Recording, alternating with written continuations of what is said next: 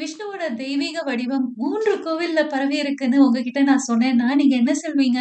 அவரோட தலை திருவள்ளத்திலும், அவருடைய உடல் பத்மநாப சுவாமி கோவில்லயும், இன்னைக்கு திருப்பாதபுரத்துல அவருடைய தாமரை பாதங்கள் இருப்பதா நம்பப்படும் இடத்திலும் நாம நிக்கிறோம். அது மட்டும் இல்ல, இங்க சிவபெருமான் உக்ர ரூபத்துல நிக்கிறாரு. அவரோட இந்த உக்ர ரூப சன்னதிக்கு நேர் எதிர்ல உன்னி கிருஷ்ணனாகிய குழந்தை கிருஷ்ணனோட சன்னதியும் இருக்கு. கோபிகளை மயக்கிய அந்த புல்லாங்குழல் இசை அவரை சாந்தப்படுத்துதுன்னு ஒரு நம்பிக்கை இருக்கு. ட்ரிவாண்ட்ரம் வந்தா 3 கோவில்ல ஒரே நாள்ல பார்க்கணும்னு சொல்லுவாங்க. ஒரே நாள்ல திருப்பாதபுரம், திருவல்லா, அப்புறமா திருவேன்றம். திரு அனந்தபுரம்ல உடம்பு இருக்கு. திருப்பாதபுரம்ல நாராயணனுடைய பாதமும், பரசுராம கஷேத்திரம் இதுக்கு முன்னாடி பார்த்ததுல தலை பகுதி.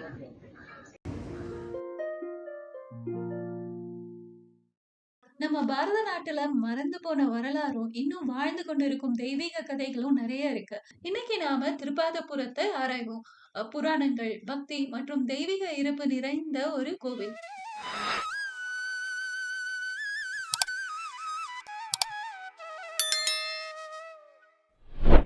இதற்கு முந்தைய அத்தியாயங்கள்ல திருவல்லம் மற்றும் திருவனந்தபுரத்தை பற்றி நம்ம ஏற்கனவே பார்த்திருக்கோம்.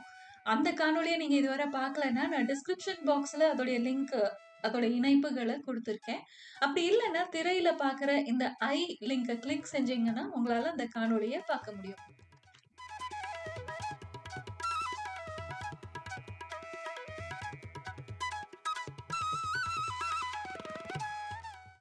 ஆற்றுப்படை நடத்திய கேரளா ஹெரிடேஜ் வாக்ல தான் நாங்க இந்த கோவில் போயிருந்தோம்.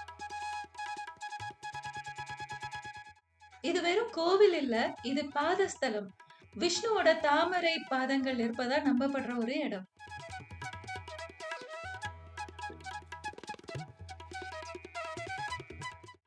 ஆனா சில பேரு அவருடைய தலை நாகர்கோவிலுக்கு பக்கத்துல இருக்கிற திருவட்டாறுல இருக்கிறதாவும் நம்புறாங்க.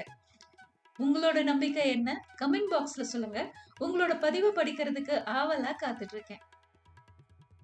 இங்க இருக்கிற பிரதான சன்னதியில வில்வமங்கலத்து சுவாமிகளால கண்டுபிடிக்கப்பட்ட சுயம்புலிங்கம் இருக்கு.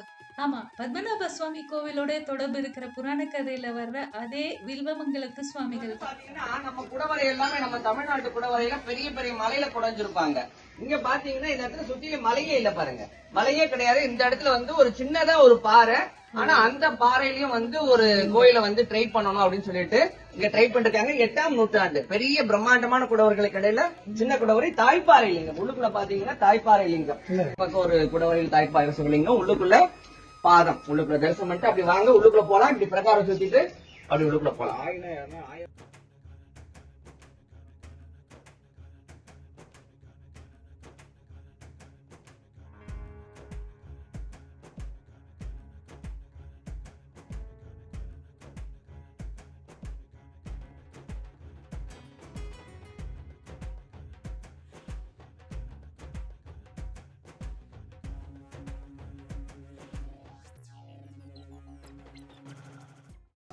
சிவா டெம்பிள். இங்க என்ன கோவில்? விஷ்ணு கோவில். இந்த கோவில்ல சிவன் தன்னோட மிகவும் தீவிரமான ருத்ர ரூபத்துல இருக்காரு. எவ்வளவு தீவிரம்னா, ஸ்வயம் பகவான் கிருஷ்ணரே அவருக்கு நேர் எதிரா தன்னோட கையில புல்லாங்குழல் ஏந்திக்கிட்டு நிக்கிறாரு.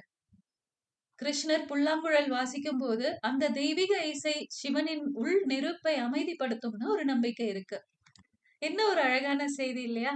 தெய்வீக கோபத்துக்கும் ஒரு மென்மையான அன்பு தேவைப்படுது.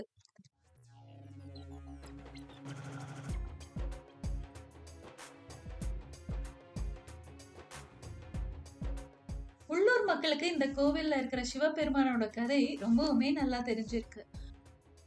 தூய நம்பிக்கையோட வர்றவங்களுக்கு இங்க இறைவனோட சக்தி வாய்ந்த அருள் கிடைக்கும்னு நம்பப்படுது. கடுமையான நோய்களால பாதிக்கப்பட்டவங்க இந்த கோவிலுக்கு வந்ததும் குணமடைஞ்சதா பல கதைகள் இருக்கு. இன்னும் பலர் தங்களோட வேதனைகளும் நிவாரணமும் தெய்வீக அருளும் கிடைக்கும்னு நம்பி இந்த கோவிலுக்கு வந்துகிட்டே இருக்காங்க. கோவிலோட தெற்கு பகுதி நோக்கி நடந்தா 2 புனித தீர்த்தங்களை பார்க்க முடியும். ஒண்ணு கண்ணநீர் தீர்த்தம்.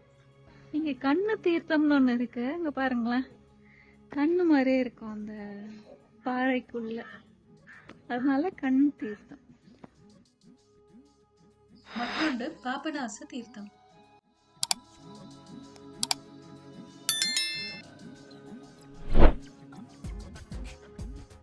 கருங்கல்ல பதிஞ்சு நிற்கும் அந்த பாத சின்னங்கள் மகாவிஷ்ணுவோட தெய்வீக பாதங்கள்னு பக்தர்களால நம்பப்படுது.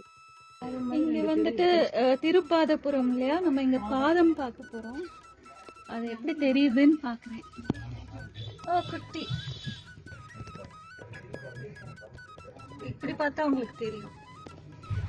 சின்னதா கிருஷ்ணர் பாதம் இருக்கும் இல்லையா, அது மாதிரி சின்னதா 2 பாதம் வச்சிருக்கோம். நம்ம கிருஷ்ண ஜெயந்திக்கு வச்சிருக்கிற மாதிரி.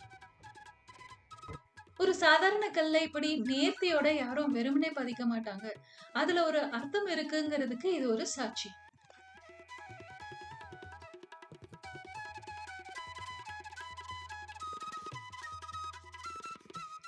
ஜியாமெட்ரியும் பக்தியும் சந்திக்கிற விதத்துல இந்த கோவில் கட்டப்பட்டிருக்கு. ஒண்ணுக்கு ஒண்ணு எதிரா 2 சன்னதிகள் இருக்கு. மேல்புறத்துல புல்லாங்கழலோட கிருஷ்ணரும், கீழ்ப்புறத்துல ஆழ்ந்த அமைதியில சிவபெருமானும் இருக்காங்க.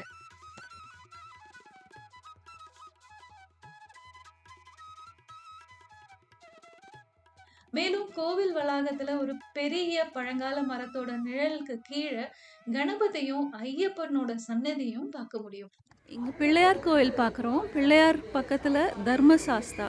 தர்மசாஸ்தான்னா நம்ம ஊர்ல ஐயப்பனை குறிப்பிடுறது.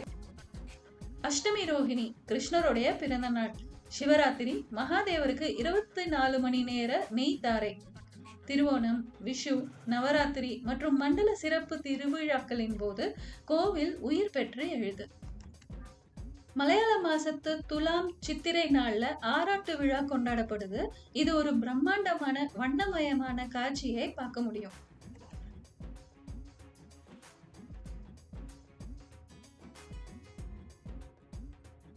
இங்க பக்தர்கள் வழிபடும் பிரதான நெய்வேத்தியங்கள் மகாதேவனுக்கு கதலி பழம் மற்றும் நெய், மகாவிஷ்ணுவுக்கு பால் பாயசம், திருமதுரம். கோவில் அதிகாலையில திறந்திருக்கும். காலை 5 மணி முதல் 10:30 மணி வரையும், மீண்டும் மாலை 5 மணி முதல் 8 மணி வரையும் திறந்திருக்கும்.